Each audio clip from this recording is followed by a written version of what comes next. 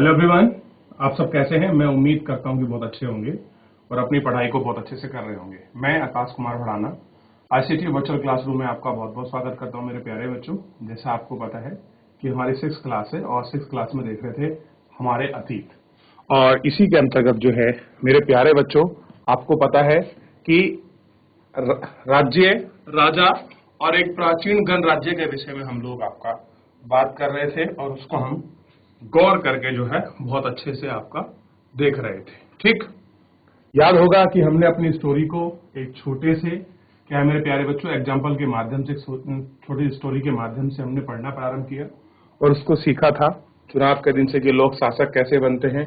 इस विषय को हमने आपका पढ़ा, जन क्या है, लोग कैसे बनते हैं, अश्वमेध यज्ञ के विषय में पढ़ा, पुरोहित क्या है, विशेष किस तरह से संपन्न होता है, इन सारी चीजों को हमने पढ़ा। और बेसिकली हम पढ़ रहे थे वर्ण व्यवस्था के विषय में। क्या पढ़ रहे थे? बेसिकली जो वर्ण व्यवस्था है, उस वर्ण व्यवस्था के विषय में हम लोग आपका गौर करके जो है आपका पढ़ रहे थे और उसी को हम गौर करके आपका देख भी रहे थे। तो हमने वर्ण व्यवस्था को देखा कि हमारे 4 वर्ण हमको मिले हैं।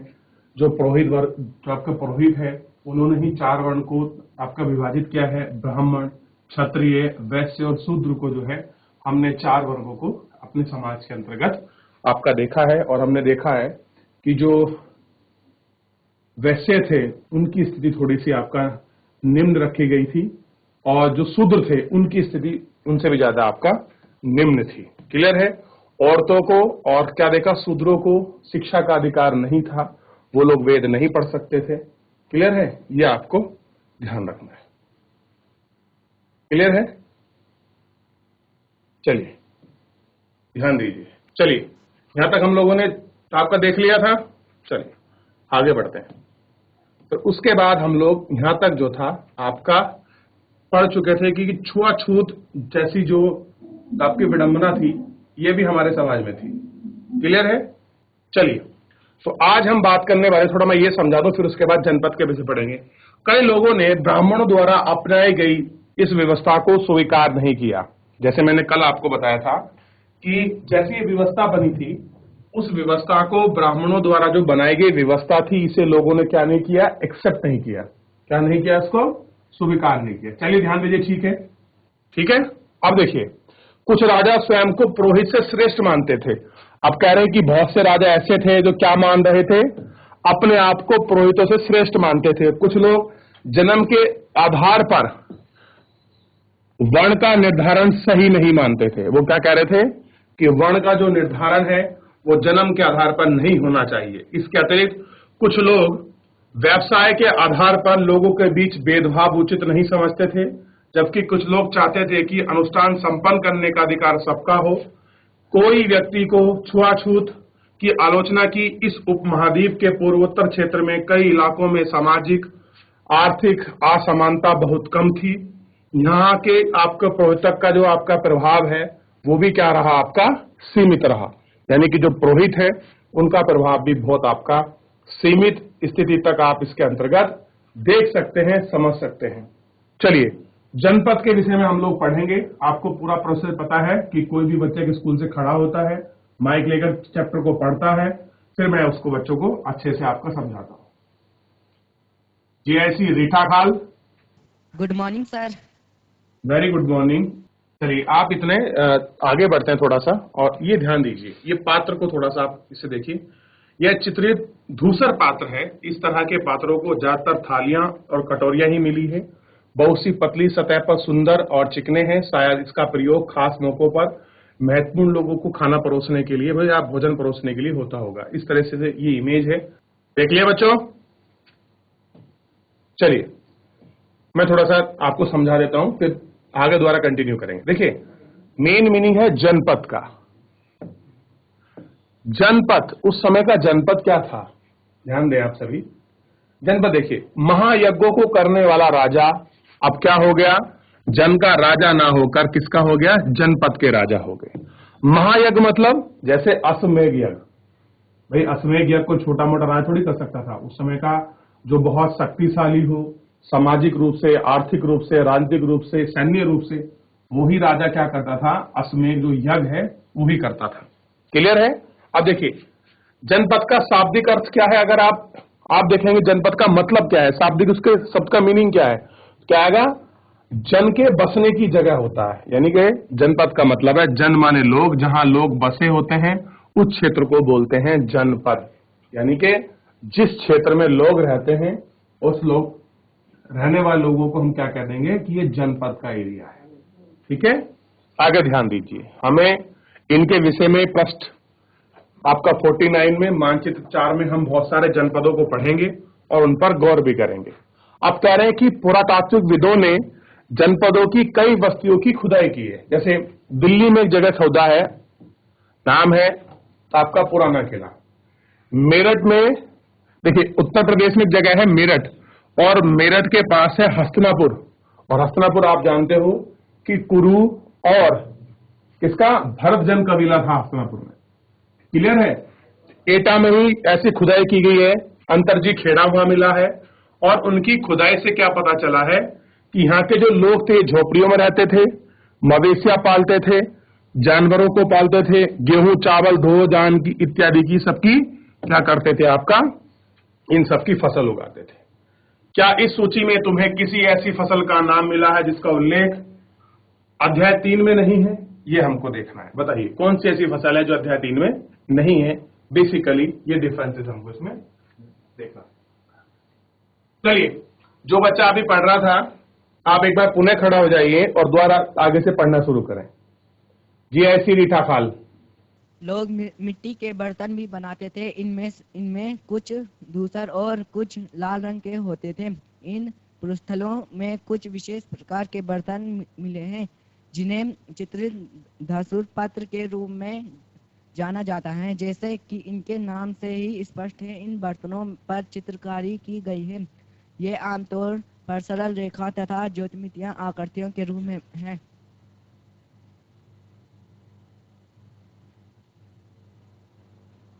चलिए, महाजनपद। करीब 2500 साल पहले कुछ जनपद अधिक महत्वपूर्ण हो गए। इन्हें महाजनपद कहे जाने लगा। मानचित्र 4 में कुछ महाजनपदों को दिखाया गया है। अधिकतर महाजनपदों की एक राजधानी होती है। कई राजधानियों में किलेबंदी की गई थी, अर्थात इनके चारों ओर लकड़ी, ईंट या पत्थर की ऊंची दीवार बनाई गई थी। ऐसा लगता है कि लोगों ने अन्य राजाओं के आक्रमण से डरकर अपनी सुरक्षा के लिए इन किलों का निर्माण किया। कुछ राजा अपनी राजधानी के चारों ओर विशाल, ऊंची और प्रभावशाली दीवार खड़ी कर अपनी समृद्धि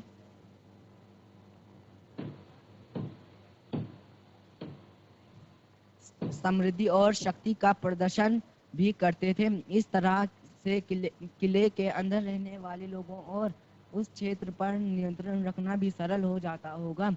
इस तरह की विशाल दीवार बनाने के लिए व्यापक योजना की आवश्यकता थी और लाखों की संख्या में ईंटों तथा पत्थरों का इंतजाम करना पड़ता था। हजारों स्त्री, पुरुष तथा बच्चों ने इसके लिए अथक परिश्रम किया होगा। इनके लिए संसाधनों की आवश्यकता पड़ती होगी। अब राजा सेना रखने लगे और सिपाहियों को नियमित वेतन देकर पूरे साल रखा जाता था। कुछ भुगतान संभवतः आहत सिक्कों पृष्ठ 84 पर चित्र देखें की रूप में होता था। इन सिक्कों के बारे में तुम अध्याय 8 में पढ़ोगे। महाजनपदों के राजा ऋग्वेद में उल्लेखित। बैठ जाइए, हम आगे पढ़ेंगे, पहले थोड़ा समझ लेते हैं। ठीक है, चलिए, सबसे पहले हम लोग बहुत देर से बात कर रहे हैं जनपद और महाजनपदों की। क्लियर है? ये देख रहे थे। अब आप सबसे पहले देखिए कहां पर हस्तिनापुर है, कहां पर कुरु है, कहां पर पांचाल है, कहां पर कौशल है, कहां पर अवंती है, कहां पर मगध है, कहां पर उज्जैन है। क्लियर है? कहां पर गांधार है। ठीक, और ये सारे जो जनपद हैं ये आपको बड़े स्पष्ट रूप से दिखाई देंगे। क्लियर है? सबसे पहले ध्यान दीजिए, जिन जनपदों की हम बात कर रहे थे, हमने एक पढ़ा था कुरु जनपद, फिर हमने देखा था हस्तिनापुर में भरत किला, पांचाल को हमने देखा, वैशाली को हम देखेंगे। ठीक, बज्जी आपका और मगध महाजनपद में आएंगे, अंग भी महाजनपद था, कौशाम्बी, उज्जैन, अवंतिका, ठीक। और ये क्षेत्र भी मिलेगा आपको गांधार वाला झेलम नदी के इस तट पर। तो इनको थोड़ा सा एक बार आप देखिए, फिर हम लोग पढ़ने की कोशिश करेंगे कि कहां पर इनका लोकेशन है, कहां पर ये लोकेटेड है। देख लीजिए इनको, आप एक बार अपनी बुक में भी देखें, फिर आगे बढ़ेंगे हम लोग।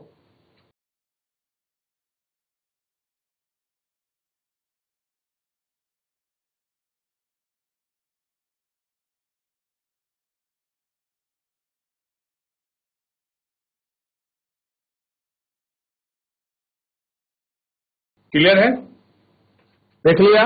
चलिए अब देखिए, मिट्टी के बर्तनों के विषय में तो आपको पता लग गया कि यहां जब आपकी खुदाई करी गई तो एक विशेष प्रकार के मिट्टी के बर्तन हमको मिले, और सबसे बड़ी बात है ज्यामितीय आकृति में थे, ज्योमेट्री की फॉर्म में थे। अब ये देखिए, अगर आप इसको स्पष्ट करके देखोगे अच्छे से तो आपको इसमें बेसिकली एक स्ट्रक्चर दिखाई देगा और कुछ आपको डिजाइन भी इसमें दिखाई देगा। इस बर्तन में दिखाई दिया कि नहीं दिखाई दिया, ये बताइए।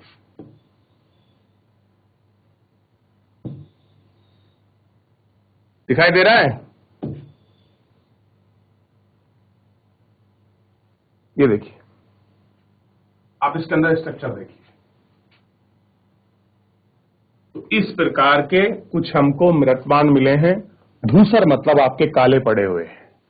ठीक, चलिए अब हमने जनपद को देख लिया कि जनपद क्या थे, जहां पर जन मतलब लोग और जनपद का मतलब हो गया जहां पर लोग बसे हुए थे। उस क्षेत्र को हमने क्या बोल दिया आपका, हमने उनको जनपद कहकर उनको संबोधित किया है।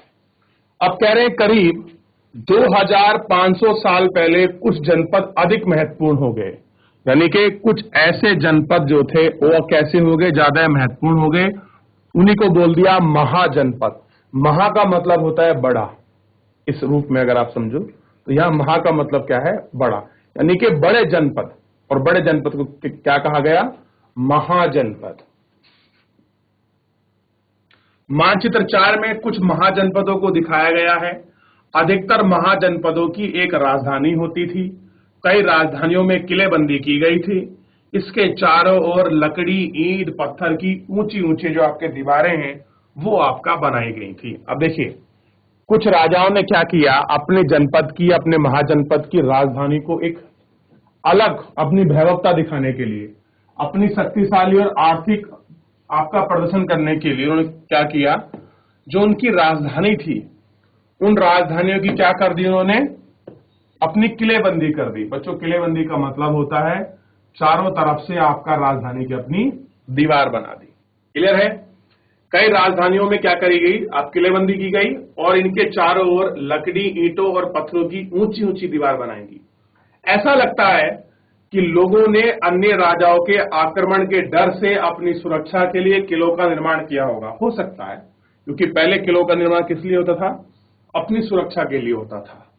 ठीक, कुछ राजा अपनी राजधानी के चारों ओर विशाल और ऊंची आपका प्रभावशाली दीवार खड़ी कर यानी कि ऊंची ऊंची आपके भवन, बिल्डिंग बनाकर क्या करते थे, ये अपनी शक्ति का आपका प्रदर्शन भी करते थे और इस तरह से किले के अंदर रहने वाले लोगों पर और उस क्षेत्र पर नियंत्रण करना आसान हो जाता था, क्योंकि लोग किले से बाहर आपका नहीं निकल पाते थे। इसलिए ये सारा क्या था, नियंत्रण करना आसान था। ठीक, इस तरह की विशाल दीवार बनाने के लिए व्यापक योजना, व्यापक का मतलब है बहुत बड़े लेवल पर आपका प्लानिंग की जाती थी। लाखों की संख्या में ईंटों और पत्थरों का इंतजाम करना पड़ता था। हजारों स्त्री तथा पुरुष बच्चों के लिए अथक परिश्रम किया गया होगा। इनके लिए संसाधनों की क्या पड़ती थी, आवश्यकता होती थी। अब क्या है, अब राजा सेना रखने लगे थे। सिपाहियों को नियमित वेतन देकर पूरे साल आपका रखा जाता था। कुछ भुगतान संभवतः आहत सिक्के पर के रूप में हम लोगों को देखने के लिए मिले हैं। इन सिक्कों के बारे में तुम अध्याय 8 में अच्छे से पढ़ोगे। महाजनपदों के राजा ऋग्वेद में उल्लेखित राजाओं से किस तरह भिन्न थे, 2 अंतर आपको बताना है। ये अब के राजा और आपके ऋग्वेद के राजाओं में क्या डिफरेंसेस हैं। तो बड़ी आसानी से आप अंतर कर सकते हो कि उस समय का राजा जो था महल वगैरह में आपका नहीं रहता था। क्लियर है? उनकी कोई आपका राजधानी नहीं थी, और ये राजा आपके वंशानुगत हो गए थे, वो राजा वंशानुगत नहीं थे, ऐसे करके। अब देखिए, एक आपको स्ट्रक्चर मिलेगा, दीवार देख रहे हैं आप, देखिए बच्चों,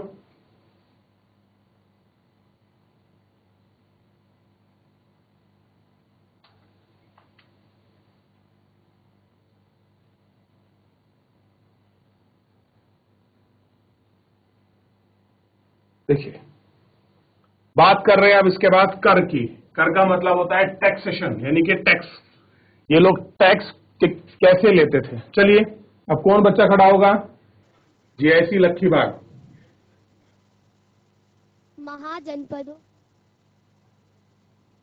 महाजनपदों के राजा विशाल किले बनवाते थे और बड़ी सेना रखते थे, इसलिए उन्हें प्रचुर संसाधनों की आवश्यकता होती थी।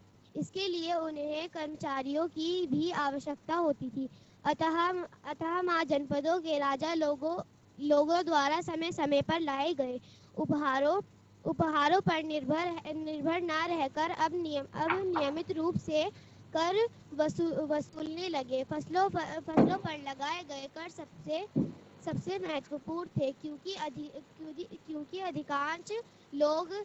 अधिकांश लोग कृषक ही थे। प्राय उपज का 1/6वां हिस्सा कर के रूप में निर्धारित किया जाता था, जिसे भाग कहा जाता था। कारीगरों के ऊपर भी कर लगाए गए, जो प्राय श्रम के रूप में चुकाए जाते थे। जैसे कि एक बुनकर लोहार या सुनार को राजा के लिए महीने में एक दिन काम करना पड़ता था। पशुपालकों को जानवरों या उनके उत्पाद के रूप में कर देना पड़ता था। व्यापारियों को सामान खरीदने बेचने पर भी कर देना पड़ता था। आखेटकों तथा संग्राहकों को जंगल से प्राप्त वस्तुएं देनी होती थी। Thank you. बैठ जाइए, चलिए आगे फिर पढ़ेंगे दोबारा, पहले इसको समझ लेते हैं। बैठ जाइए बेटे आप, बहुत बहुत धन्यवाद आपका। चलिए बात कर रहे थे आपका टैक्स की। देखिए टैक्स बड़ा आपका महत्वपूर्ण आपका विषय है, चाहे आज के समय में देखिए और चाहे आपका प्राचीन समय में देखिए, चाहे आपका मध्यकालीन समय में देखिए। राजाओं की जो मुख्य स्रोत थी आय की, आपका बेसिकली वो क्या था? टैक्स था, वो आपका कर था। अब देखिए, अगर इतने बड़े विशाल राज्य को चलाना है, किसी जनपद को, महाजनपद को, किसी राजा को अपना शासन प्रशासन चलाना है, तो उसके लिए उसे राजस्व की आपकी जरूरत होगी, पैसे की जरूरत होगी, आपकी वित्त की जरूरत होगी। वो कहां से लाएगा पैसा? तो वो कुछ माध्यमों से आपका पैसा इकट्ठा करता था, जैसे आज की सरकार भी करती है। आज देखिए, आप कोई भी चीज आप बाजार से खरीदते हैं, कोई भी उत्पादन करते हैं, तो आपको टैक्स देना पड़ता है।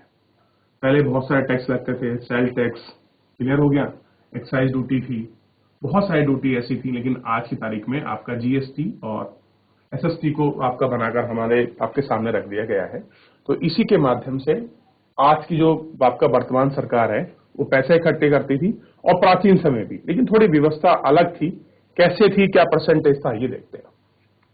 अब देखिए, राजा विशाल तबक किले बनवाते थे। अब अगर राजा को बहुत बड़ा किला बनवाना है, और क्या करते थे, बहुत बड़ी आपकी सेना रखते थे, इसलिए उन्हें प्रचुर यानी कि बहुत बड़ी मात्रा में संसाधन, मतलब आपका रिसोर्सेस की आपकी जरूरत थी, ताकि बहुत बड़े किले बनवाए जा सके। इतनी बड़ी जो आपकी सेना रख रहे हैं, उसकी सैलरी, उसका रहना खाना, उसको मेंटेन करना, ये एक अपने आप में बहुत बड़ा क्या था, टास्क था।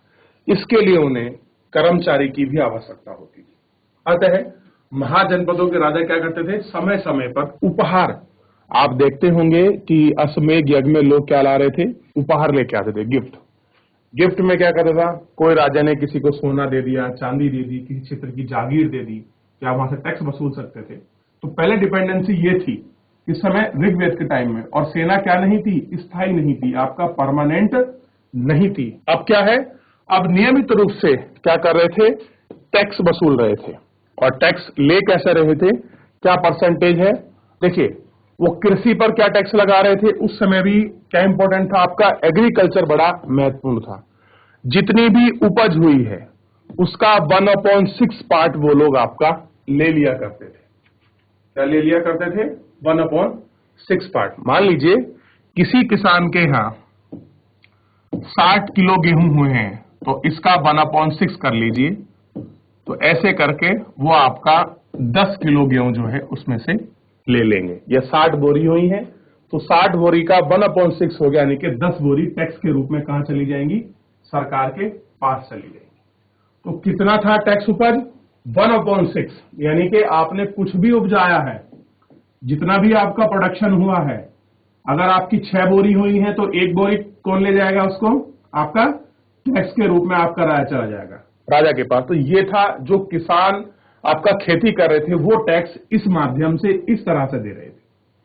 कब, आपके प्राचीन समय में। अब की बात करते, थोड़ा अब का सिस्टम थोड़ा सा अलग है, उसको फिर कभी पढ़ेंगे।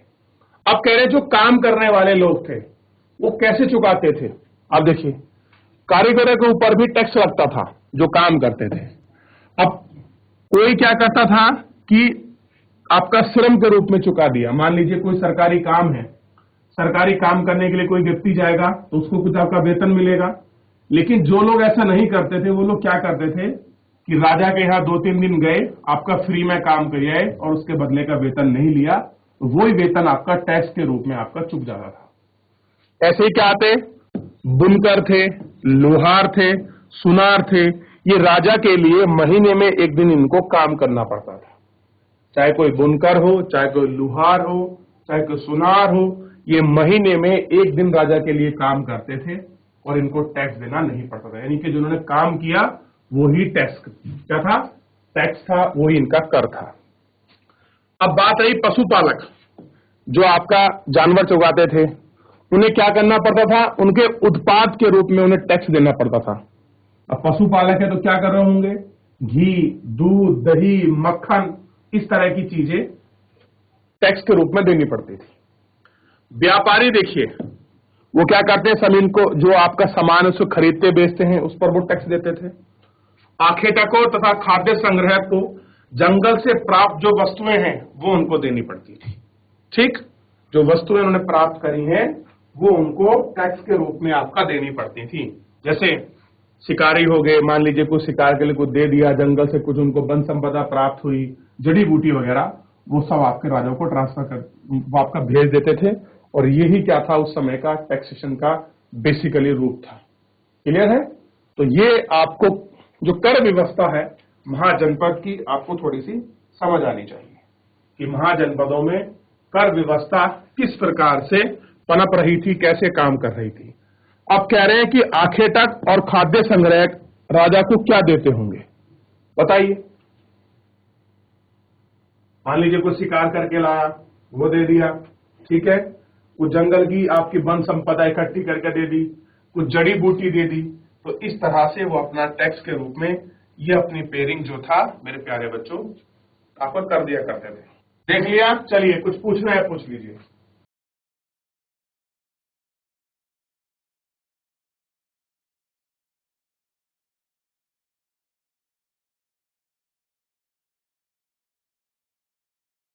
चलिए आगे बढ़ते हैं। कृषि में परिवर्तन, कौन स्कूल पढ़ेगा?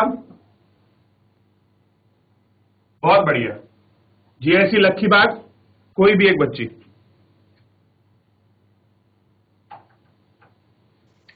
Good morning sir, my name is very good morning, क्या नाम है आपका? दिशा पाल।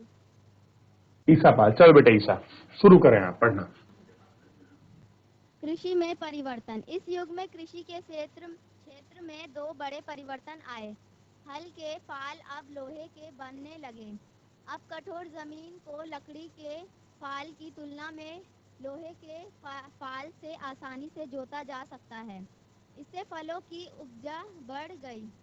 दूसरे लोगों ने धान के पौधे को रोपण शुरू किया, अर्थात खेतों में बीज छिड़ककर धान उपजाने के बजाय धान की पौध तैयार कर उनका रोपण शुरू किया गया। अब पहले की तुलना में बहुत ज़्यादा पौधे जीवित रह जाते थे, इसलिए पैदावार भी ज़्यादा होने लगी। इसमें कमर तोड़ परिश्रम लगता था। ये काम ज़्यादातर दासी तथा भूमिहीन खेतीहर मजदूर कर्मकार करते थे। Thank you. बैठ जाइए भाई। जैसे लक्ष्मीबाग के बच्चे बड़े स्मार्ट है, जैसे ही आपका पैराग्राफ समाप्त हुआ खुद बैठ जाते, ये बड़ी अच्छी बात है। जब भी देखिए एक पैरा जब भी खत्म हो जाए तो हमें आपका रुकना चाहिए उस पैरे को समझने के लिए। अब बहुत से बच्चे अपने कंटिन्यू करते हैं, चलो वो भी ठीक है, लेकिन जैसे ही आपका पैरा चेंज हो, नई हेडिंग आए, तो हमको थोड़ा ब्रेक लेना चाहिए, उसको समझना चाहिए। देखिए एग्रीकल्चर में क्या चेंज हुआ, तो एक चेंज आपको सबसे बड़ा दिखाई देगा, वो है डिजास्टर चेंज। डिजास्टर क्या है कि इस समय आप देखेंगे जो हल बना हुआ था, हल के माध्यम से आपका खेतों की आपका जुताई होती थी।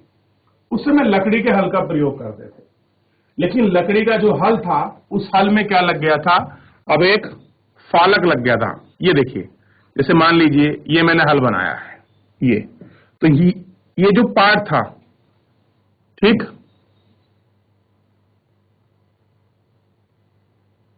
ये पूरा किसका हुआ करता था, पहले आपका लकड़ी का हुआ करता था, ठीक।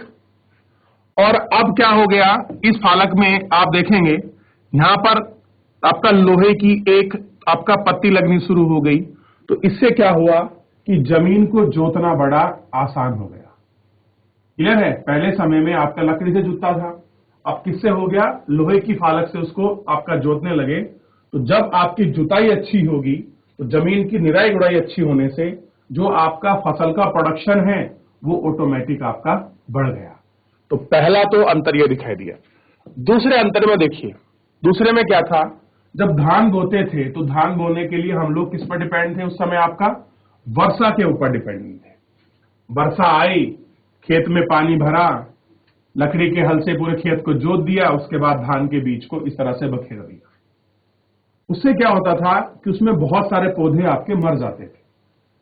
क्लियर है?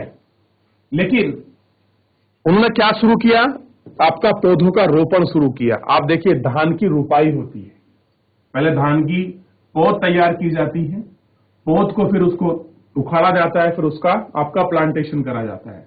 उससे क्या होता है, खेत में जो पौधे लगाए जाते हैं उसकी तुलना में पौधे अधिक जीवित रहते हैं, और पौधे अधिक जीवित होंगे तो क्या होगा बच्चों, आप देखेंगे कि जो प्रोडक्शन है, जो आपकी पैदावार है वो आपके ज्यादा होगी। और इस समय बस क्या था कि जो श्रम था वो क्या था, आपका कमर तोड़, यानी कि बहुत बड़ी मात्रा में आपको श्रम करना पड़ता था, ये समस्या थी। और ये काम ज्यादातर दास दासी और भूमिहीन मजदूर ये क्या थे, काम करते थे। तो इस तरह से ये बेसिकली आपका परिवर्तन था एग्रीकल्चर में जो हमको देखने के लिए मिला था। क्लियर है मेरे प्यारे बच्चों? इतना आपने देख लिया। चलिए फिर मैं आपको एक छोटा सा फिर आपको समय दे रहा हूं। आप थोड़ा सा जितना हमने पढ़ा है इसमें किसी कुछ आपको पूछना है, किसी को डाउट है, कोई चीज ऐसी है जो आपको समझ नहीं आई हो चैप्टर में, मेरे प्यारे बच्चों आप मुझसे लाइव जुड़कर चैट के माध्यम से अपनी क्वेरी को, अपने प्रश्न को, अपने डाउट को आप मुझसे पूछ सकते हैं। एक बार सभी स्कूल के बच्चे अपनी बुक को एक बार देख लीजिए, कहां से कोई डाउट है, कुछ पूछना है पूछ लीजिए, फिर हम लोग आगे बढ़ जाएंगे।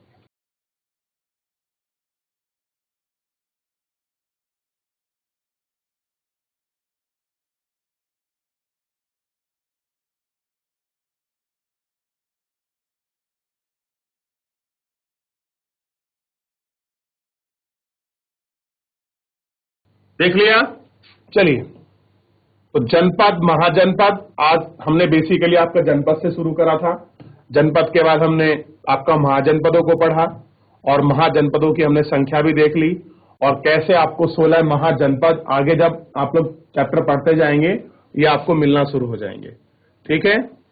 फिर उसके बाद हमने ये कुछ आपका देखा, कौशाम्बी में एक किले की दीवार हमको मिली है और उसका चित्र हम लोग आपका देख रहे हैं जो लगभग 2500 साल पुरानी है ये। ठीक? और हमने टैक्सेशन की व्यवस्था के विषय में भी देख लिया कि उस समय टैक्स कैसे लेते थे और एग्रीकल्चर में क्या चेंज हो रहे थे उस समय हमने ये भी देख लिया। तो मेरे प्यारे बच्चों, जिन बच्चों ने आज चैप्टर को पढ़ा है उनका बहुत बहुत आपका धन्यवाद। तो आज मेरे प्यारे बच्चों आज के लिए इतना ही, और थैंक यू है आपका स्पेशली जेएससी लक्खीबाग के लिए। सभी बच्चों ने बहुत अच्छे से पढ़ा। मिलते हैं नेक्स्ट लेक्चर में। आप तब तक अपना ध्यान रखिए, स्वस्थ रहिए, अपनी पढ़ाई को बहुत अच्छे से करते रहिए। मुझसे जुड़ने के लिए आपका बहुत बहुत धन्यवाद।